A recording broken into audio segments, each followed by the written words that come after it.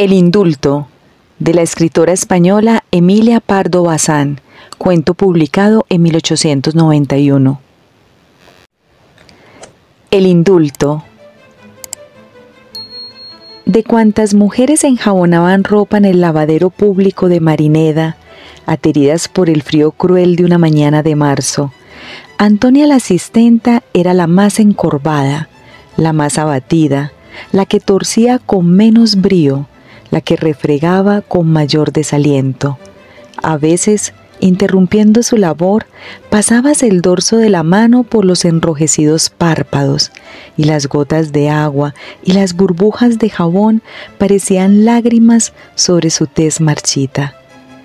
Las compañeras de trabajo de Antonia la miraban compasivamente, y de tiempo en tiempo, entre la algarabía de las conversaciones y disputas, se cruzaba un breve diálogo a media voz, entretejido con exclamaciones de asombro, indignación y lástima.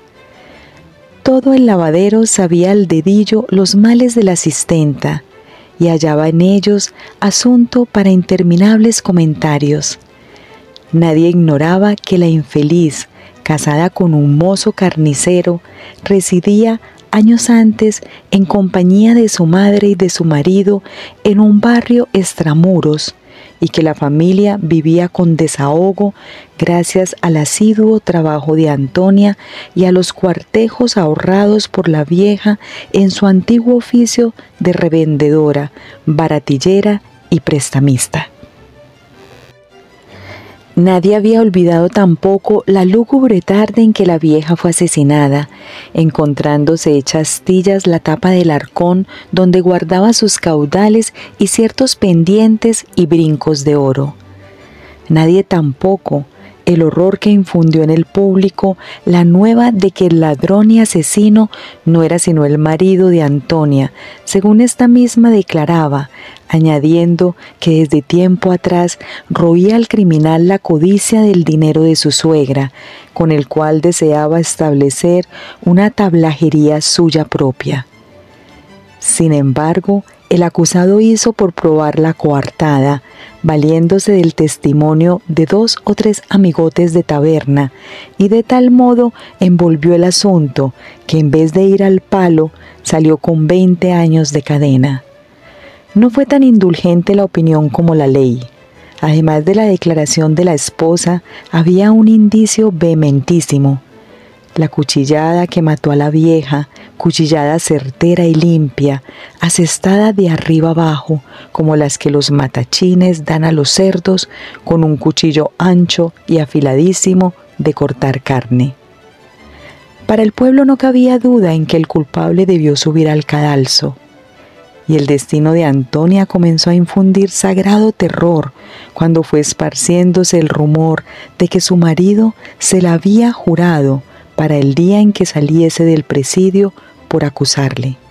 La desdichada quedaba encinta y el asesino la dejó avisada de que a su vuelta se contase entre los difuntos. Cuando nació el hijo de Antonia, ésta no pudo criarlo, tal era su debilidad y demacración y la frecuencia de las congojas que desde el crimen la quejaban. Y como no le permitía el estado de su bolsillo pagar ama, las mujeres del barrio que tenían niños de pecho dieron de mamar por turno a la criatura, que creció enclenque, resistiéndose de todas las angustias de su madre. Un tanto repuesta ya, Antonia se aplicó con ardor al trabajo, y aunque siempre tenía sus mejillas esa azulada palidez que se observa en los enfermos del corazón, recobró su silenciosa actividad, su aire apacible. 20 años de cadena.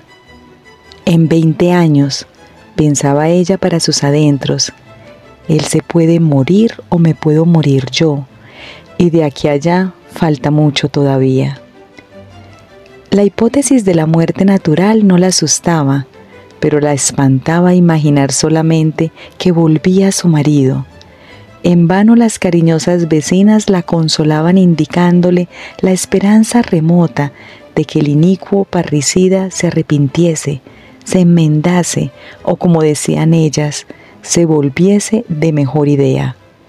Meneaba Antonia la cabeza entonces, murmurando sombríamente: ¿eso él? ¿De mejor idea?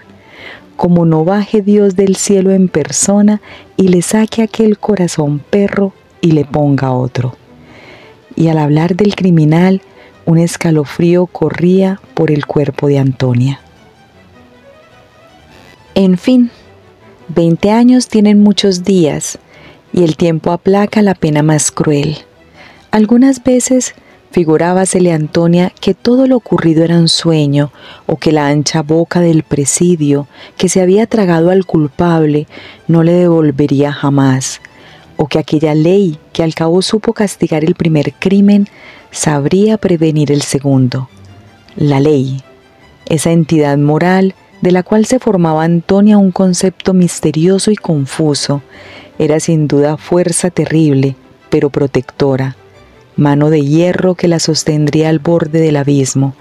Así es que a sus ilimitados temores se unía una confianza indefinible, fundada sobre todo en el tiempo transcurrido y en el que aún faltaba para cumplirse la condena. Singular enlace el de los acontecimientos. No creería de seguro el rey, cuando vestido de capitán general y con el pecho cargado de condecoraciones, daba la mano ante Lara a una princesa, que aquel acto solemne costaba amarguras 50 a una pobre asistenta en lejana capital de provincia. Así que Antonia supo que había recaído indulto en su esposo, no pronunció palabra, y la vieron las vecinas sentada en el umbral de la puerta, con las manos cruzadas, la cabeza caída sobre el pecho, mientras el niño, alzando su cara triste de criatura enfermiza, gimoteaba: «Mi madre, caliénteme la sopa por Dios, que tengo hambre». El coro benévolo y cacareador de las vecinas rodeó a Antonia. Algunas se dedicaron a arreglar la comida del niño, otras animaban a la madre del mejor modo que sabían. Era bien tonta en afligirse así. Ave María Purísima. No parece sino que aquel hombrón no tenía más que llegar y matarla. Había gobierno, gracias a Dios, y audiencia, y serenos. Se podía acudir a los celadores, al alcalde.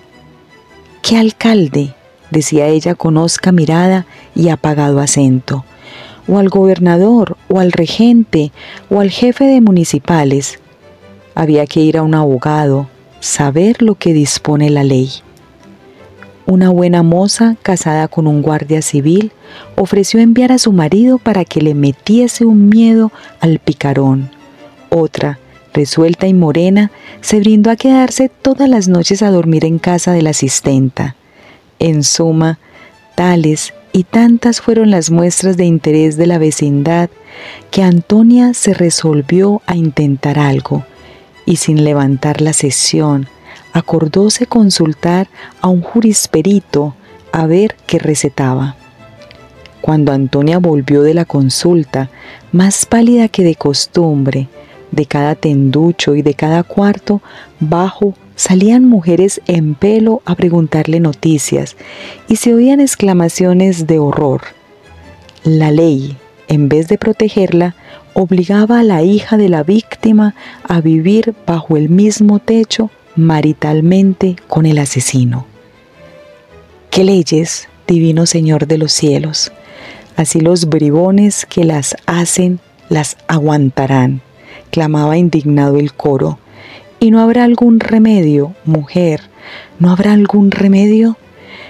Dice que nos podemos separar después de una cosa que le llaman divorcio. ¿Y qué es divorcio, mujer? Un pleito muy largo. Todas dejaron caer los brazos con desaliento. Los pleitos no se acaban nunca, y peor aún si se acaban, porque los pierde siempre el inocente y el pobre. Y para eso, añadió la asistenta, tenía yo que probar antes que mi marido me daba maltrato. ¡Aquí de Dios! Pues aquel tigre no le había matado a la madre. ¿Eso no era maltrato? y no sabían hasta los gatos que la tenía amenazada con matarla también.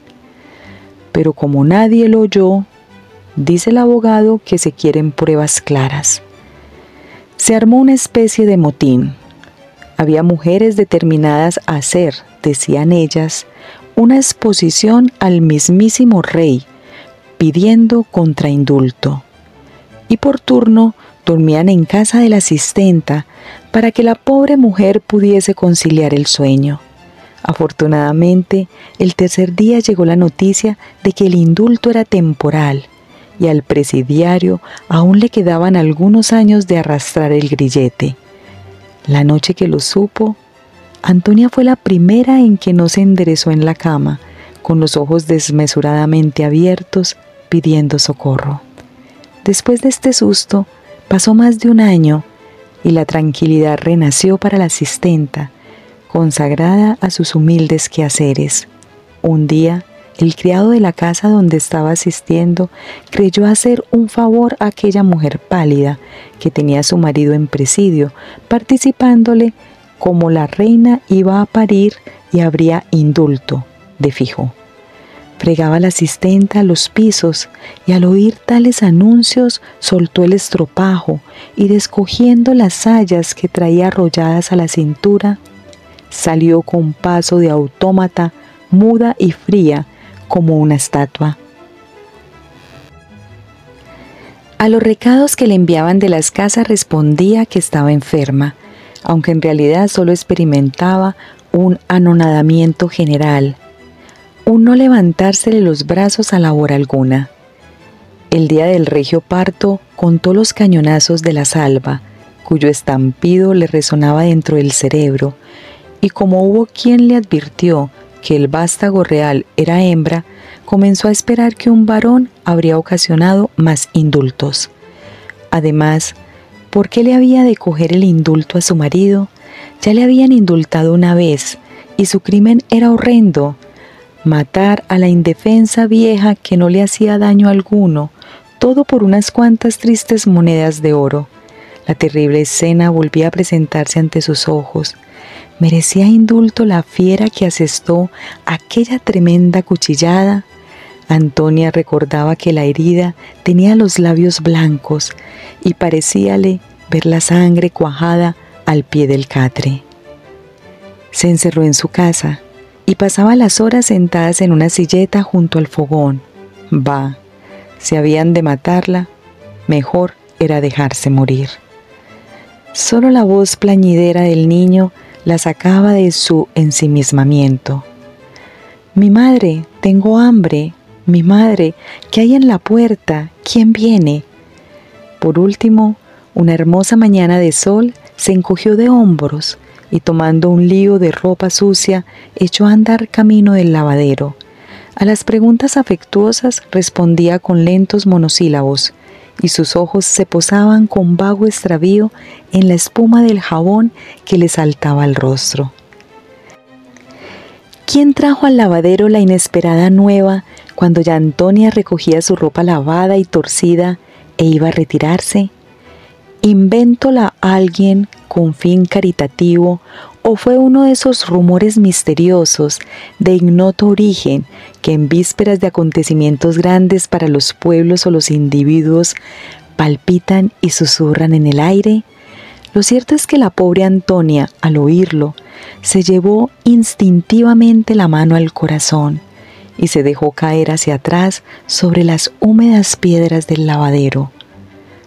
Pero, ¿de veras murió?, preguntaban las madrugadoras a las recién llegadas. Sí, mujer. Yo lo oí en el mercado. Yo en la tienda. ¿A ti quién te lo dijo? A mí, mi marido. ¿Y a tu marido? El asistente del capitán. Y al asistente, su amo. Aquí ya la autoridad pareció suficiente y nadie quiso averiguar más, sino dar por firme y valedera la noticia. Muerto el criminal en víspera de indulto antes de cumplir el plazo de su castigo. Antonia la asistente alzó la cabeza y por primera vez se tiñeron sus mejillas de un sano color y se abrió la fuente de sus lágrimas. Lloraba de gozo y nadie de los que la miraban se escandalizó. Ella era la indultada, su alegría justa. Las lágrimas se agolpaban a sus lagrimales, dilatándole el corazón, porque desde el crimen se había quedado cortada, es decir, sin llanto. Ahora respiraba anchamente, libre de su pesadilla. Andaba tanto la mano de la providencia en lo ocurrido que a la asistenta no le cruzó por la imaginación que podía ser falsa la nueva. Aquella noche, Antonia se retiró a su cama más tarde que de costumbre, porque fue a buscar a su hijo a la escuela de párvulos y le compró rosquillas de jinete con otras golosinas que el chico deseaba hacía tiempo, y ambos recorrieron las calles, parándose ante los escaparates, sin ganas de comer, sin pensar más que en beber el aire, en sentir la vida y en volver a tomar posesión de ella.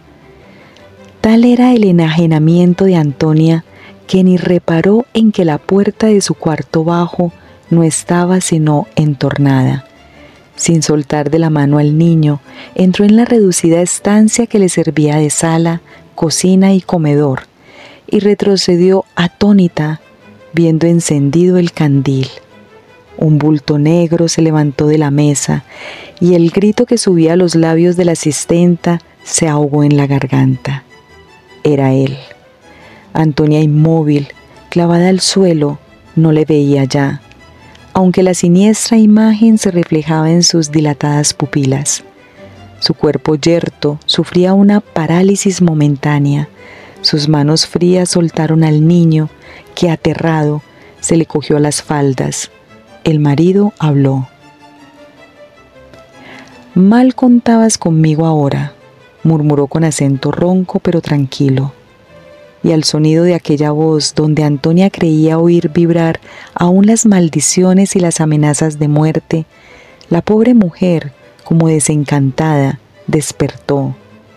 Exhaló un «ay» agudísimo y cogiendo a su hijo en brazos, echó a correr hacia la puerta. El hombre se interpuso. Chist. ¿A dónde vamos, patrona?», silabeó con su ironía de presidiario. «¿Alborotar el barrio a estas horas? Quieto aquí todo el mundo». Las últimas palabras fueron dichas sin que las acompañase ningún ademán agresivo, pero con un tono que heló la sangre de Antonia. Sin embargo, su primer estupor se convertía en fiebre, la fiebre lúcida del instinto de conservación. Una idea rápida cruzó por su mente: ampararse del niño. Su padre no le conocía, pero al fin era su padre. Levantóle en alto y le acercó a la luz. «¿Ese es el chiquillo?», murmuró el presidiario, y descolgando el candil llegó al rostro del chico.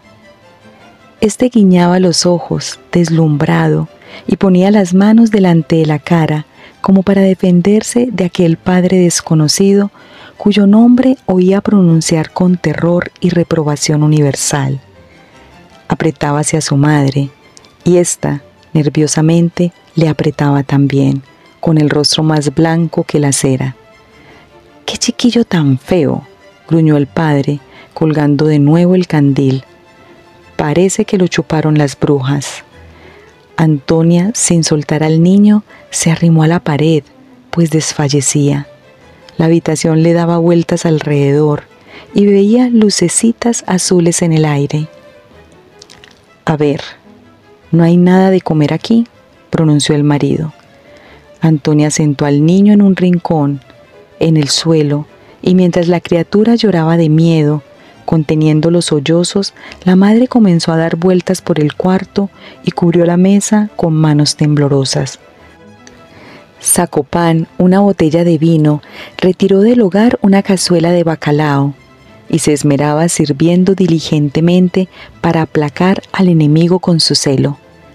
Sentóse el presidiario y empezó a comer con voracidad, menudeando los tragos de vino. Ella permanecía de pie, mirando, fascinada, aquel rostro curtido, afeitado y seco, que relucía con este barniz especial del presidio. Él llenó el vaso una vez más y la convidó.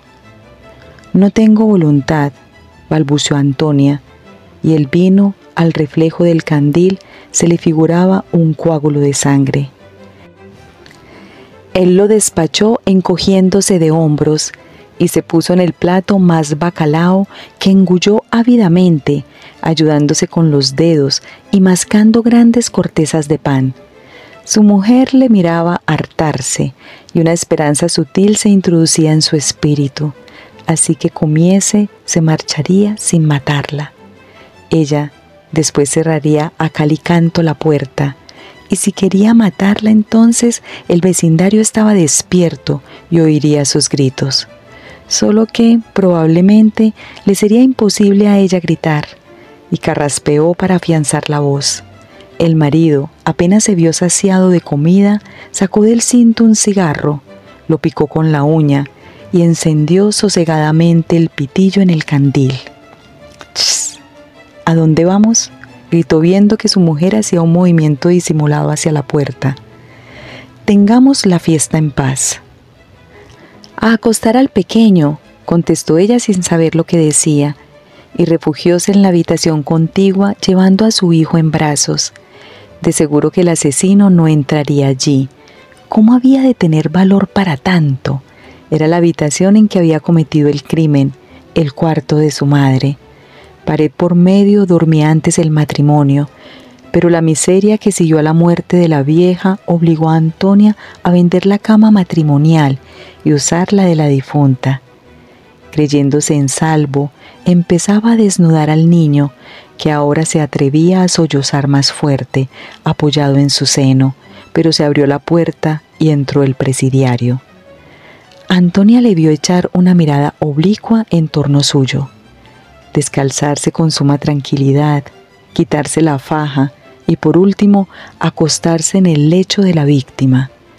La asistenta creía soñar.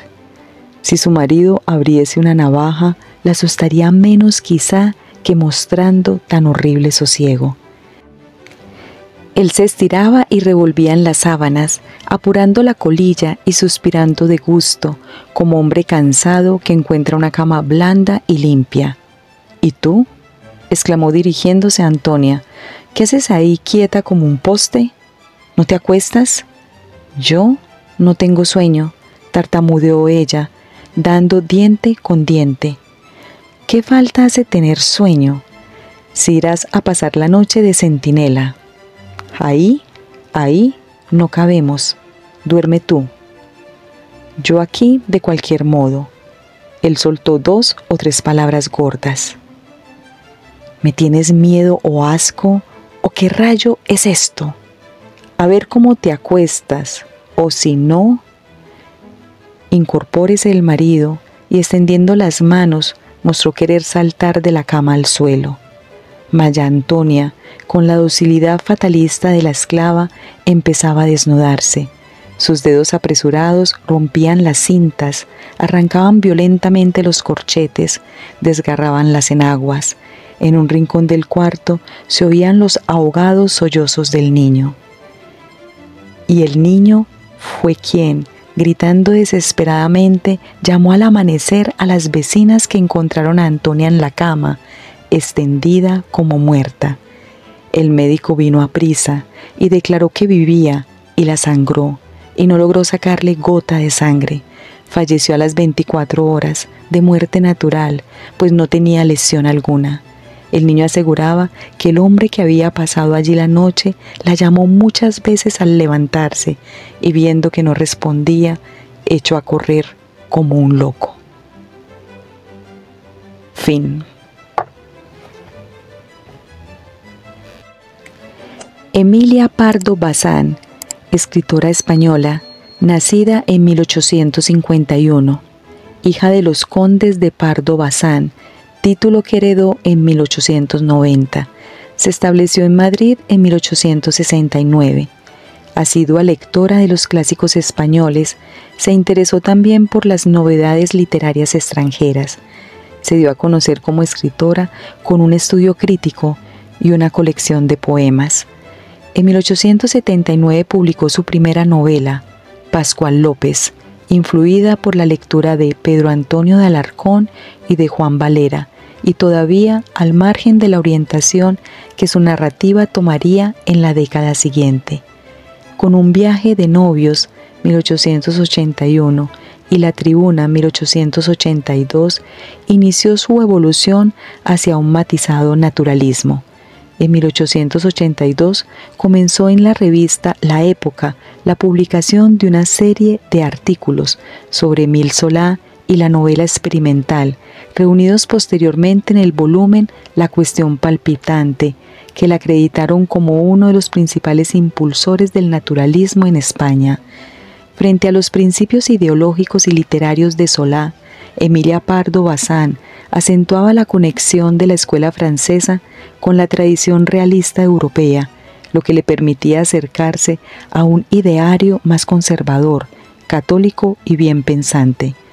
De su obra ensayística, cabe citar además La Revolución y la novela en Rusia, 1887, Polémicas y estudios literarios, 1892, y La literatura francesa moderna, 1910, en las que se mantiene atenta a las novedades de fines de siglo en Europa.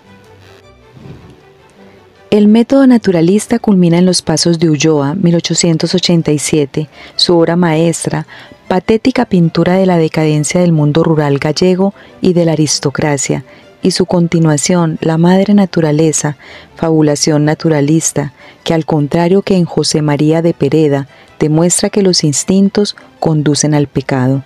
Asimismo, Insolación y Morriña, 1889, siguen insertos en la ideología y en la estética naturalista. Con posterioridad, la obra de Emilia Pardo Bazán evolucionó hacia un mayor simbolismo y espiritualismo, patente en Una cristiana, 1890, La prueba, 1890, La piedra angular, 1891, La quimera, 1905 y Dulce sueño, 1911. Esta misma evolución se observa en sus cuentos y relatos, recogidos en Cuentos de mi tierra, 1888, Cuentos escogidos, 1891, Cuentos de Marineda, 1892, y Cuentos sacroprofanos, 1899, entre otros. También es autora de libros de viajes por Francia y por Alemania, 1889, por la España pintoresca, 1895, y de biografías como las dedicadas a San Francisco de Asís y al conquistador de México, Hernán Cortés. Emilia Pardo Bazán murió en Madrid en 1921. Gracias por escuchar. Narradores: María Elena Gil y Fernando Gutiérrez. Libromante es un proyecto enfocado en la difusión de obras literarias. Suscríbete y siempre recibirás nuestro contenido. Deja un like y esto nos ayuda a llegar a más personas. Muchas gracias.